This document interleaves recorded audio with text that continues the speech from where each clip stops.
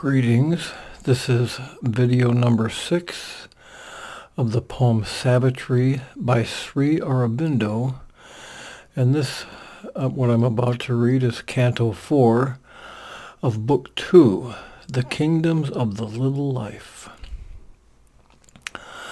A quivering, trepidant, uncertain world, born from that dolorous meeting and eclipse, appeared in the emptiness where her feet had trod. A quick obscurity, a seeking stir.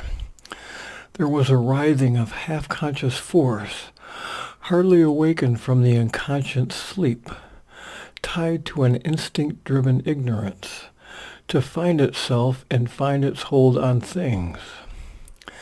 Inheritor of poverty and loss, assailed by memories that fled when seized, haunted by a forgotten uplifting hope. It strove with a blindness as of groping hands to fill the aching and disastrous gap between earth pain and the bliss from which life fell. A world that ever seeks for something missed, hunts for joy that earth has failed to keep. Too near to our gate, its unappeased unrest for peace to live on the inert solid globe. It has joined its hunger to the hunger of earth. It has given the law of craving to our lives. It has made our spirits need a fathomless gulf. An influence entered mortal night and day. A shadow overcasts the time-worn race. In the troubled stream where leaps a blind heart pulse, and the nerve beat of feeling wakes in sense, dividing matter's sleep from conscious mind, there strayed a call that knew not why it came. A power beyond earth's scope has touched the earth. The repose that might have been can be no more. A formless yearning passions in man's heart, a cry in his blood for happier things.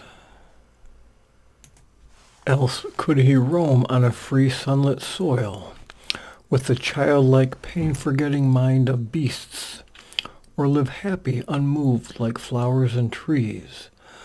The might that came upon the earth to bless has stayed on earth to suffer and aspire. The infant laugh that rang through time is hushed. Mind's natural joy of life is overcast, and sorrow is his nurse of destiny. The animal's thoughtless joy is left behind. Care and reflection burden his daily walk. He has risen to greatness and to discontent. He is awake to the invisible. Insatiate seeker, he has all to learn. He has exhausted now life's surface acts. His being's hidden realms remain to explore. He becomes a mind. He becomes a spirit and self. In his fragile tenement he grows nature's lord. In him matter wakes from its long, obscure trance. In him earth feels the Godhead drawing near. An eyeless power that sees no more its aim, a restless hungry energy of will. Life cast her seed in the body's indolent mold. It woke from happy torpor a blind force, compelling it to sense and seek and feel. In the enormous labor of the void, perturbing with her dreams the vast routine and dead roll of a slumbering universe, the mighty prisoner struggled for release. Alive with her yearning woke the inert cell. In the heart she kindled a fire of passion and need. Amid the deep calm of inanimate things arose her great voice of toil and prayer and strife. A groping consciousness in a voiceless world. A guideless sense was given her for her road. Thought was withheld and nothing now she knew.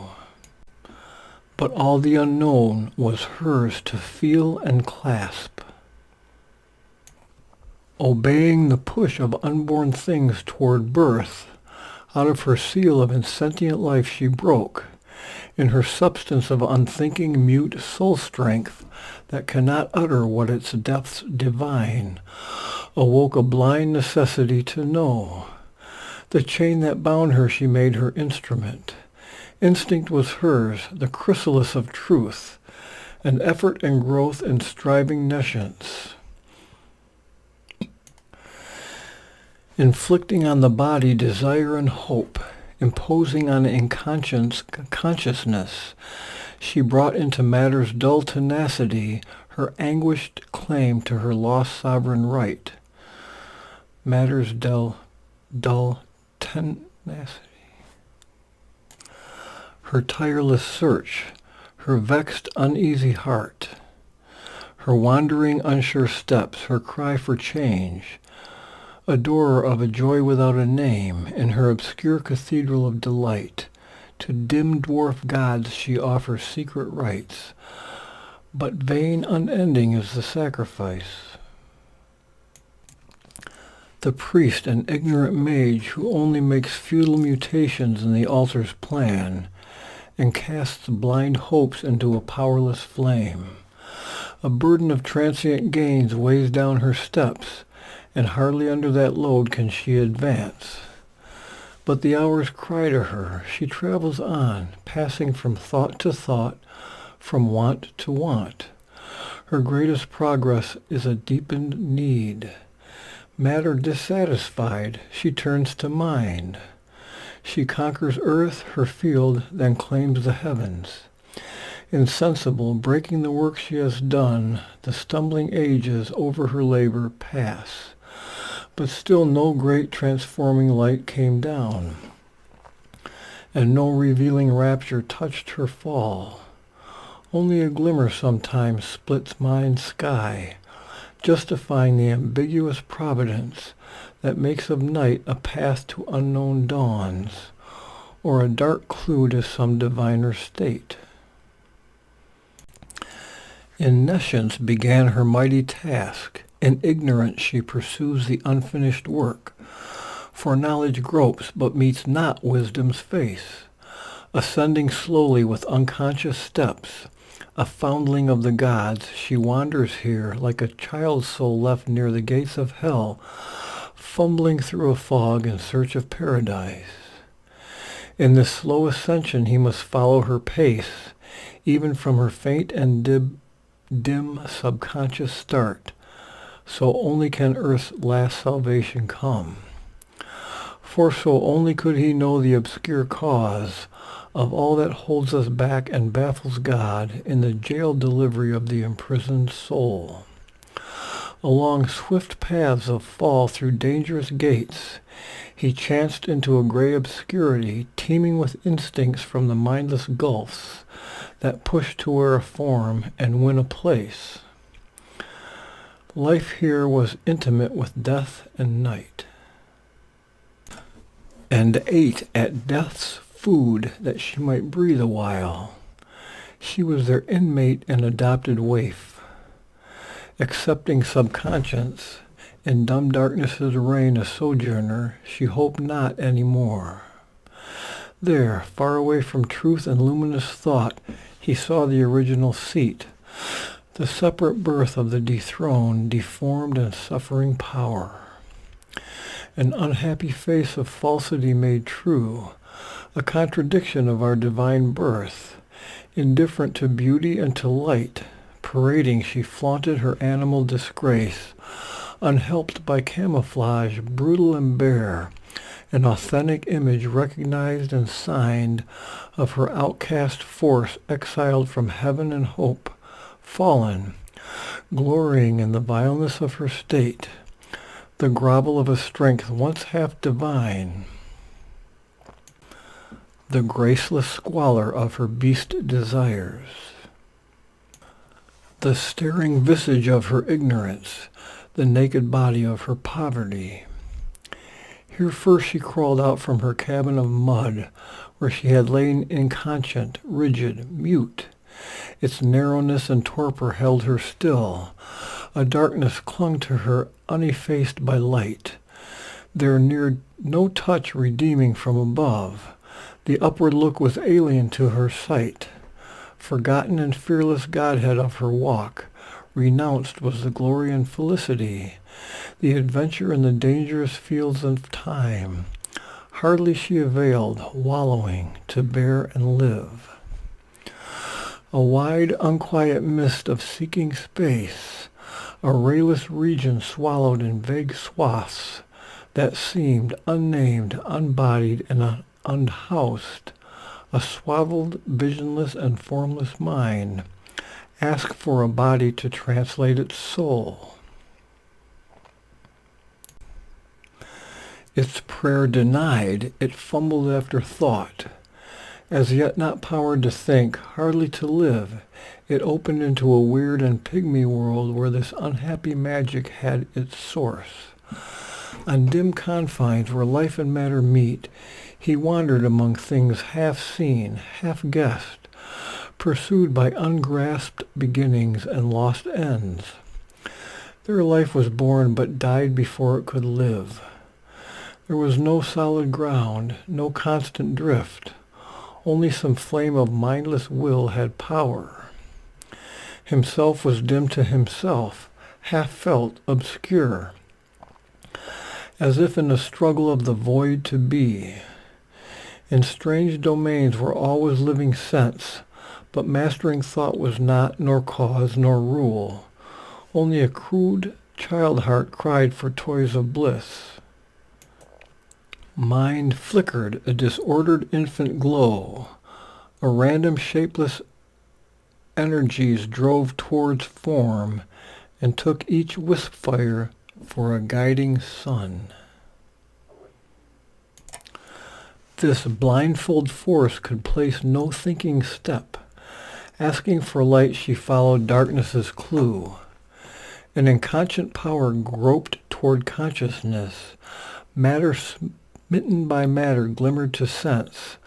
Blind contacts, slow reactions beat out sparks of instinct from a cloaked subliminal bed.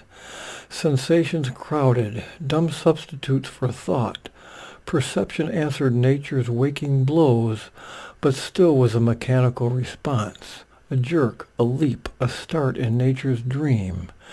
And rude, unchastened impulses jostling ran heedless of every motion but their own, and, darkling, clashed with darker than themselves, free in a world of settled anarchy. The need to exist, the instinct to survive, engrossed the tense, precarious moment's will, and an unseeing desire felt out for food. The guests of nature were the only law. Force wrestled with force, but no result remained. Only were achieved a nescient grasp and drive, and feelings and instincts knowing not their source. Sense pleasures and sense pangs soon caught, soon lost, and the brute motion of unthinking lives. It was a vain, unnecessary world whose will to be brought poor and sad results, and meaningless suffering and a gray unease. Nothing seemed worth the labor to become. But judge not so his spirit's wakened eye, as shines a solitary witness star that burns apart, light's lonely sentinel, in the drift and teeming of a mindless night, a single thinker in an aimless world, awaiting some tremendous dawn of God. He saw the purpose in the works of time. Even in that aimlessness a work was done, pregnant with magic will and change divine. The first writhings of the cosmic serpent force uncoiled from the mystic ring of matter's trance. It raised its head in the warm air of life. It could not cast off yet night's stiffening sleep, or wear as yet mind's wonder flecks and streaks, put on its jeweled hood the crown of soul, or stand erect in the blaze of spirit's sun. As yet were only seen foulness and force, the secret crawl of consciousness to light, through a fertile slime of lust and battening sense, beneath the body's crust of thickened self, a Tartar fervent working in the dark, the turbid yeast of nature's passionate change, ferment of the soul's creation out of the mire. A heavenly process donned this gray disguise, a fallen ignorance in the covert night, labored to achieve its dumb, unseemly force. Labored to achieve its dumb, unseemly work, a camouflage of the unconscious need to release the glory of God in nature's mud, his sight, spiritual in embodying orbs, could pierce through the gray phosphorescent haze and scan the secrets of the shifting flux that animates these mute and solid cells and leads the thought and longing of the flesh and the keen lust and hunger of its will. This too he tracked along its hidden stream and traced its acts to a miraculous fount, a mystic presence none can probe nor rule, creator of this game of ray and shade, in this sweet and bitter paradoxical life, asks from the body the soul's intimacies, and by the swift vibration of a nerve, links its mechanic throb to light and love. It summons the spirit's sleeping memories up from the subconscious depths between time's foam, beneath time's foam. Oblivious of their flame of happy truth, arriving with heavy eyes that hardly see, they come disguised as feelings and desires, like weeds upon the surface float a while, and rise and sink on a somnambulous tide. Impure, degraded though her motions are, always a heaven truth broods in life's deeps. In her obscurest members burns that fire. A touch of God's rapture in creation's acts, a lost remembrance of felicity lurks still in the dumb roots of death and birth. The world's senseless beauty mirrors God's delight. The rapture smile is secret everywhere. It flows in the wind's breath, in the tree's sap. Its hued magnificence blooms in leaves and flowers.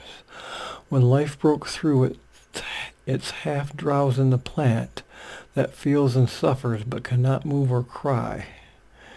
In beasts and in winged bird and thinking man, it made of the heart's rhythm its music's beat. It forced the unconscious tissues to awake and ask for happiness and earn the pang, and thrill with pleasure and laughter of brief delight, and quiver with pain and crave for ecstasy. Imperative, voiceless, ill understood, too far from light, too close to being's core, born strangely in time from the eternal bliss, it presses on heart's core and vibrant nerve. Its sharp self-seeking tears our consciousness. Our pain and pleasure have that sting for cause. Instinct with it, but blindly to its true joy, the soul's desire leaps out towards passing things.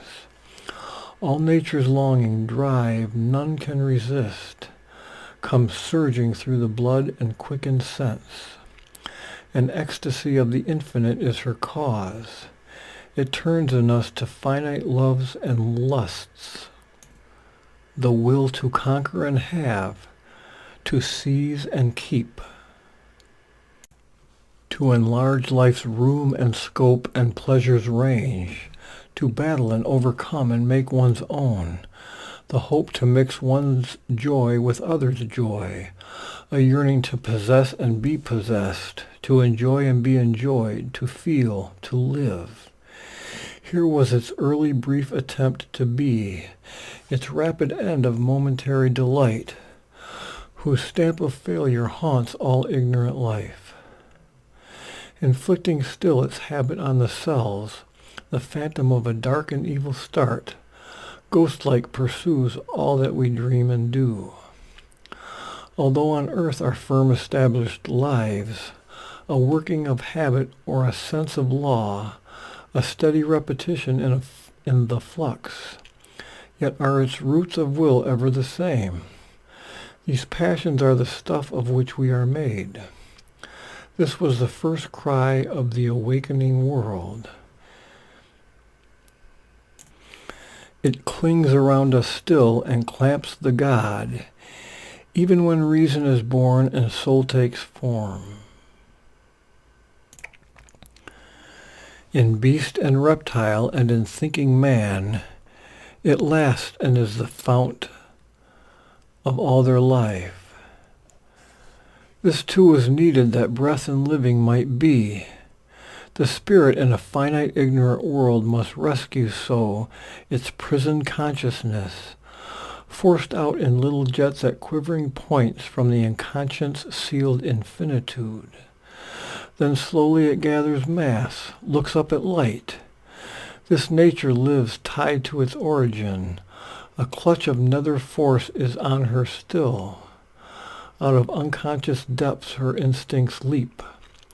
A neighbor is her life to insentient naught. Under this law an ignorant world was made.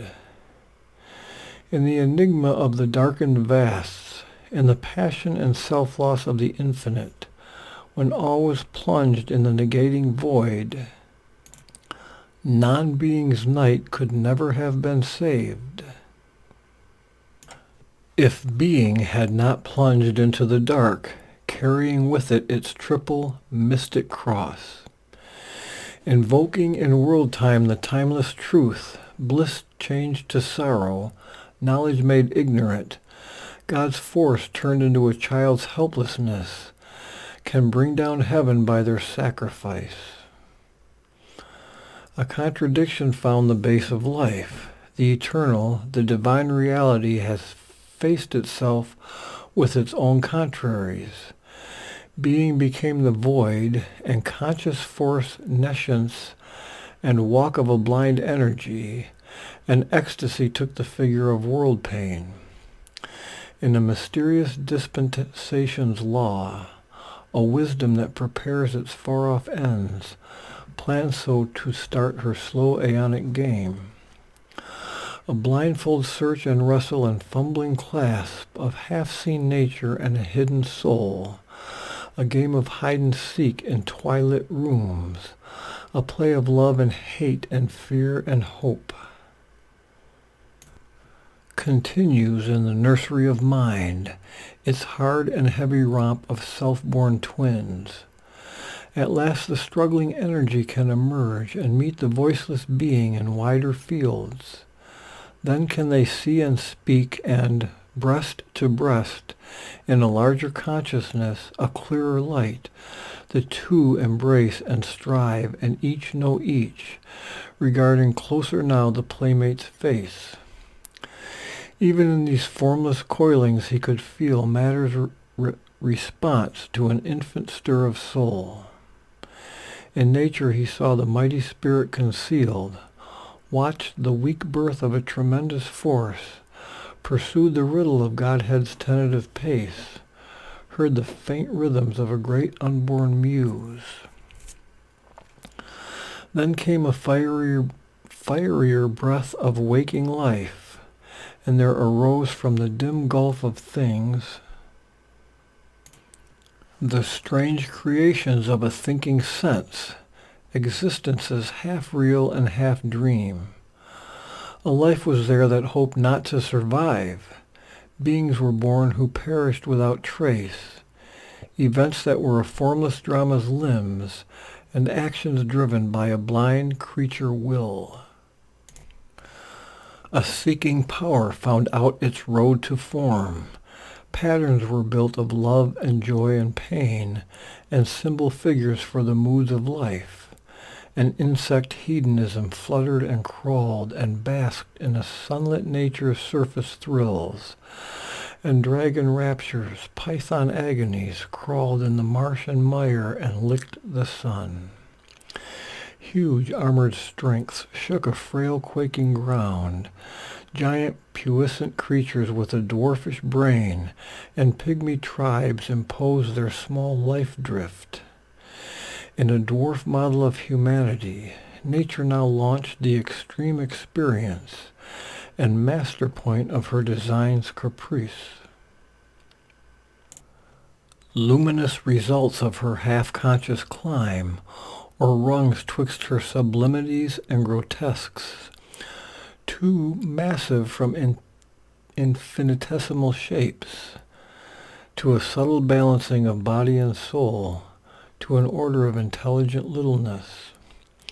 Around him, in the moment beats of time, the kingdom of the animal self arose, where deed is all and mind is still half born, and the heart obeys a dumb, unseen control. The force that works by the light of ignorance, her animal experiment began, crowding with conscious creatures her world scheme.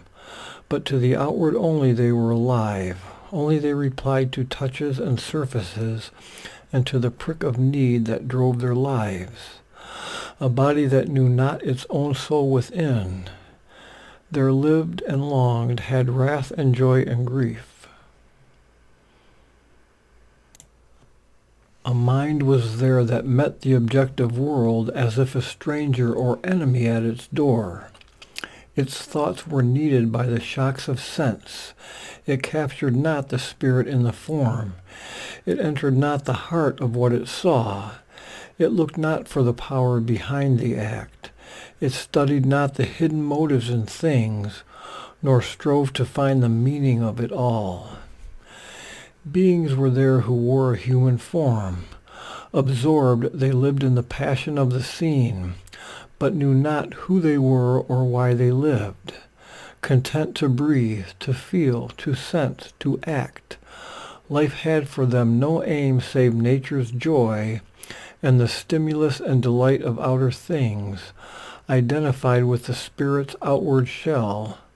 They worked for the body's wants, they craved no more. The veiled spectator watching from their depths fixed not his inward eye upon himself, nor turned to find the author of the plot. He saw the drama only and the stage. There was no brooding stress of deeper sense. The burden of reflection was not borne. Mind looked on nature with unknowing eyes, adored her boons and feared her monstrous strokes. It pondered not on the magic of her laws. It thirsted not for the secret wells of truth, but made a register of crowding facts and strung sensations on a vivid thread. It hunted and it fled and sniffed the winds, or slothed inert in sunshine and soft air. It sought the engrossing contacts of the world, but only to feel the surface sense with bliss. These felt life's quiver in the outward touch. They could not feel behind the touch the soul. To guard their form of self from nature's harm, to enjoy and to survive was all their care. The narrow horizon of their days was filled with things and creatures that could help and hurt. The world's values hung upon their little self. Isolated, cramped in the vast unknown, to save their small lives from surrounding death, they made a tiny circle of defense against the siege of the huge universe. They preyed upon the world and were its prey, but never dreamed to conquer and be free.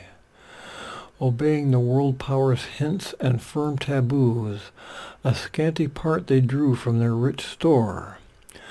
There was no conscious code and no life plan. The patterns of thinking of a little group fixed a traditional behavior's law.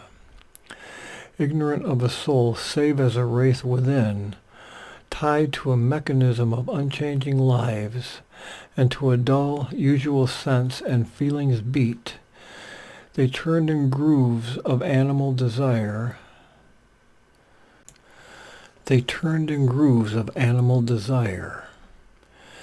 In walls of stone fenced round they worked and warred, did by a banded selfishness a small good, or wrought a dreadful wrong and cruel pain on sentient lives, and thought they did no ill. ardent from the sack of happy, peaceful homes, engorged with slaughter, plunder, rape, and fire.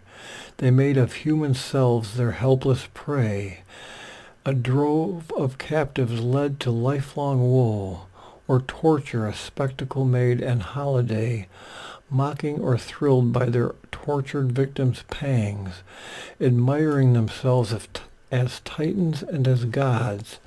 Proudly they sang their high and glorious deeds, and praised their victory and their splendid force. An animal in the instinctive herd, pushed by life's impulses, forced by common needs, each in his own kind saw his eagle's glass. All served the aim and action of the pack.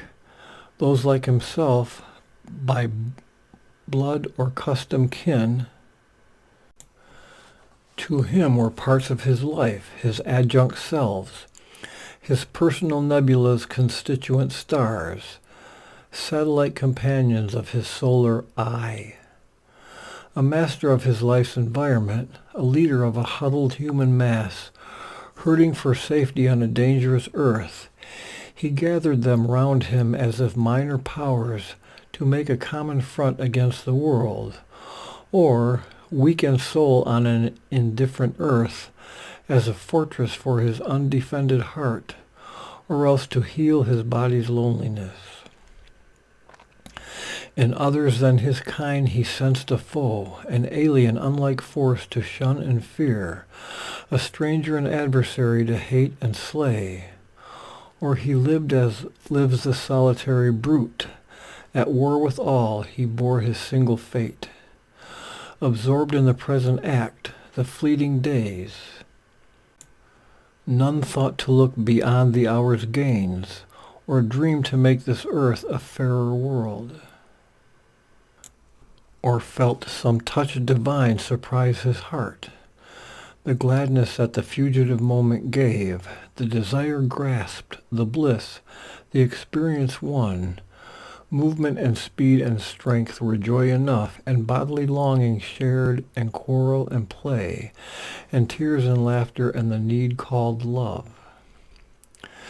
In war and clasp these life wants joined the all-life, wrestlings of a divided unity, inflicting mutual grief and happiness, in ignorance of the self forever one. Arming its creatures with delight and hope, a half-awakened nescient struggled there to know by sight and touch the outside of things. Instinct was formed, in memory's crowded sleep the past lived on as in a bottomless sea, inverting into half-thought the quickened sense.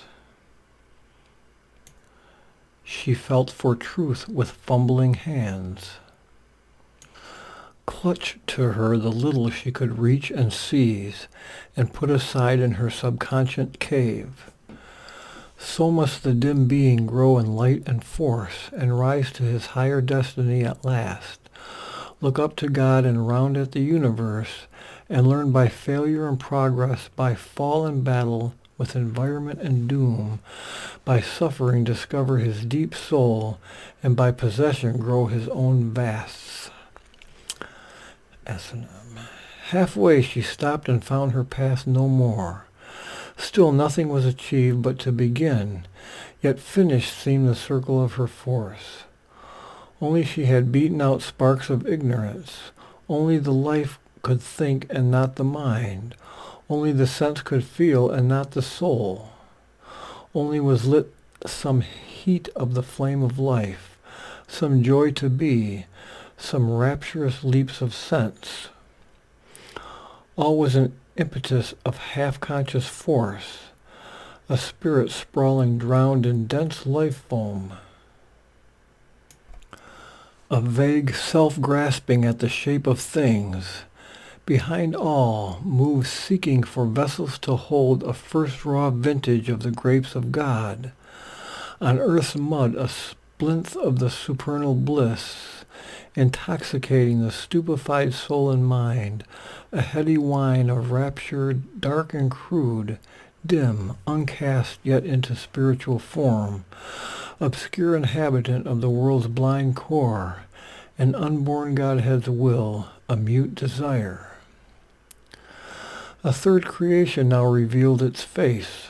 A mold of body's early mind was made. A glint of light kindled the obscure world force. It dowered a driven world with the seeing idea, and armed the act with thought's dynamic point.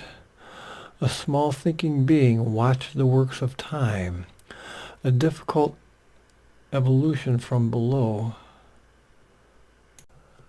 called a masked intervention from above. Else this great, blind, inconscient universe could never have disclosed its hidden mind, or even in blinkers worked in beast and man the intelligence that devised the cosmic scheme. At first he saw a dim, obscure mind power moving concealed by matter and dumb life. A current thin, it streamed in life's vast flow, tossing and drifting under a drifting sky, amid the surge and glimmering tremulous wash, released in splash of sense and feelings waves.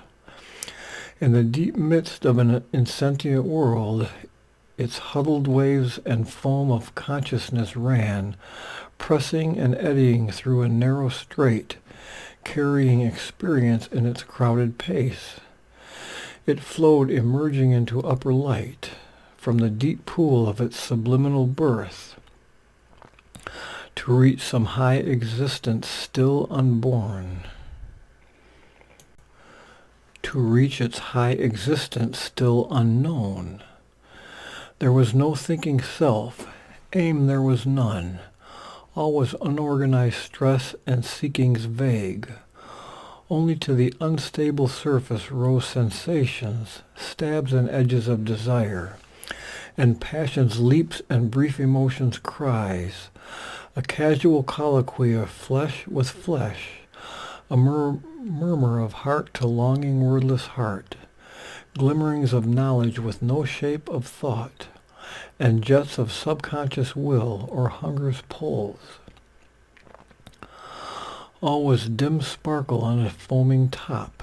It whirled around a drifting shadow self, on an inconscient flood of force in time. Then came the pressure of a seeing power that drew all into a dancing turbid mass, circling around a single luminous point, center of reference in a conscious field, figure of a unitary light within. It lit the impulse of the half-sentient flood.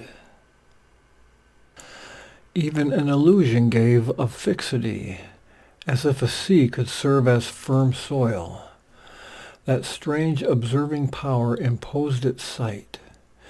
It forced on flux a limit and a shape. It gave its stream a lower narrow bank, drew lines to snare the spirit's formlessness. It fashioned the life-mind of bird and beast, the answer of the reptile and the fish, the primitive pattern of the thoughts of man. A finite movement of the infinite came winging its way through a wide air of time. A march of knowledge moved in nescience and guarded in the form a separate soul. Its right to be immortal it reserved, but built a wall against the siege of death, and threw a hook to clutch eternity. A thinking entity appeared in space. A little ordered world broke into view, where being had prison room for act and sight, a floor to walk, a clear but scanty range. An instrument personality was born, and a restricted, clamped intelligence consented to confine in narrow bounds its seeking. It tied the thought to visible things, prohibiting the adventure of the unseen, and the soul's tread through unknown infinities. A reflex reason, nature habits glass, illumined life to know and fix its field, accepted dangerous ignorant brevity, and the inconclusive purpose of its walk. and profit by the hour's precarious chance in the allotted boundaries of its fate. A little joy and knowledge satisfied this little being tied into a knot and hung on a bulge of its environment. A little curve cut off in measureless space. A little span of life in all vast time. A thought was there that planned, a will that strove, but for small aims within a narrow scope, wasting unmeasured toil on transient things. It knew itself a creature of the mud. It asked no larger law, no loftier aim. It had no inward look, no upward gaze. A backward scholar on logic's rickety bench, indoctrinated by the erring sense, it took appearance for the face of God, for casual lights the marching of the suns, for heaven a starry strip of doubtful blue. Aspects of being feigned to be the whole. There was a voice of busy interchange, a marketplace of trivial thoughts and acts, a life soon spent, a mind the body's slave, here seen the brilliant crown of nature's work. A tiny ego took the world as means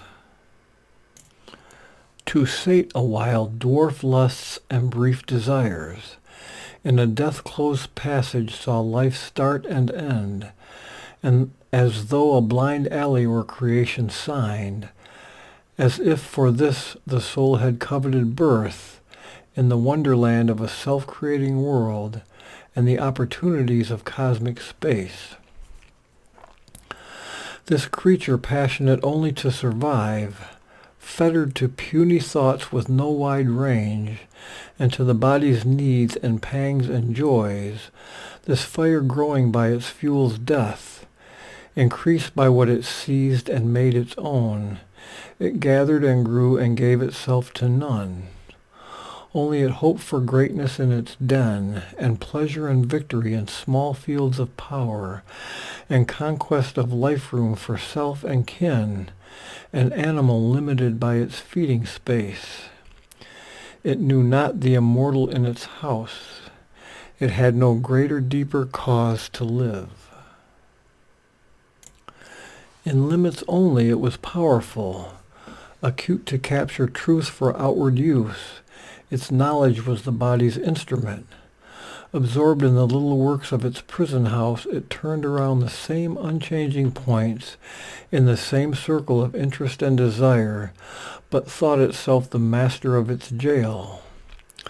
Although for action, not for wisdom made, thought was its apex, or its gutter's rim. It saw an image of the external world, and saw its surface self, but knew no more. Out of a slow, confused, embroiled self-search, mind grew to a clarity cut out, precise, a gleam enclosed in a stone ignorance. In this bound thinking's narrow leadership, tied to the soil, inspired by common things, attached to a confined familiar world. Among the multitude of her motived plots, her changing actors and her million masks, life was a play monotonously the same.